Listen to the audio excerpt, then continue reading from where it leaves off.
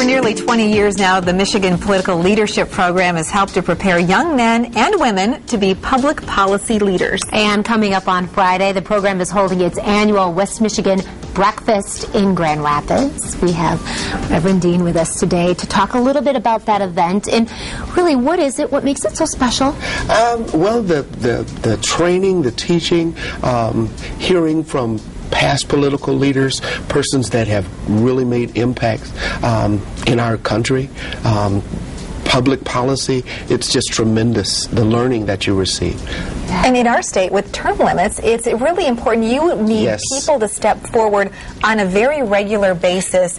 You can really hit the ground running, knowing what you learn through the political leadership program. So walk us through it. Obviously, there's going to be food involved because it's a breakfast. But really, is it going to be like a series of different types of seminars that people would attend, or is it going to be, a big group forum? Both. Okay. Both. It's class learning. You hear from both sides of the spectrum and all in between. There are persons we've had in the past. We've had former governors, Governor Engler, Governor Blanchard, Howard Dean, Pat Buchanan, former congresspersons. We've had former vice presidential candidates. So it really covers the spectrum. So you don't just get things one-sidedly. It's interesting because here we are in West Michigan where we have a presidential museum right in our own backyard. And so people really get excited about it. So tell us about the event. It's coming up this Friday. This Friday, 7:30, 7 o'clock will be the reception.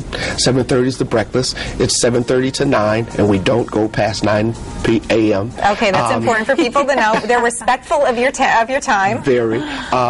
This year, we have a fresh face. Rick Albin will be the MC. Hey, and, we know him.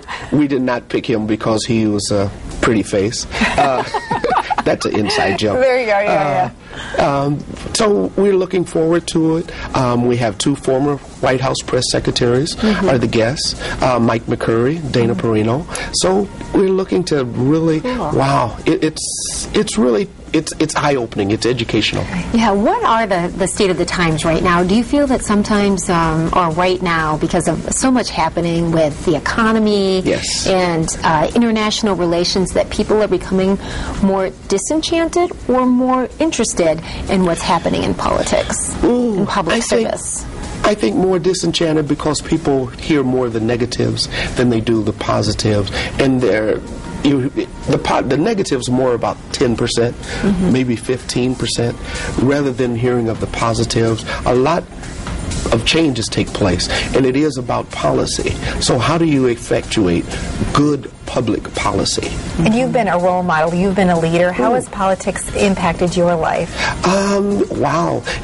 We had the first in the nation for dealing with the foreclosure crisis, and that was my bill. The governor was doing commercials about, trying to change that. And so, to see that, wow, that was my bill. That was my bill. And it was the first in the nation. I didn't look at it as first in the nation, but I kept saying, we're heading into a crisis, and we need to get ahead of the curve.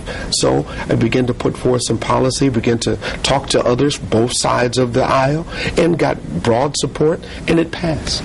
That's amazing, the power that you can have as a person. Yes. And many people do feel powerless, but that's not the case. And it's not the case. This can be a first step in the direction of doing something. I always say, you shouldn't complain if you're not doing anything to fix things, right? That was exactly what I said, and that's what got me into politics with the school board, the city commission, and then the State House. Right. It is really remarkable because you're training, of course, as a man of God. Oh, thank you. Yes. And you step forward in a political way to serve in that on that front. So again, it is not affiliated with any political party. People from all beliefs and backgrounds are invited to attend. Yes, yes. This Friday, and they would love it.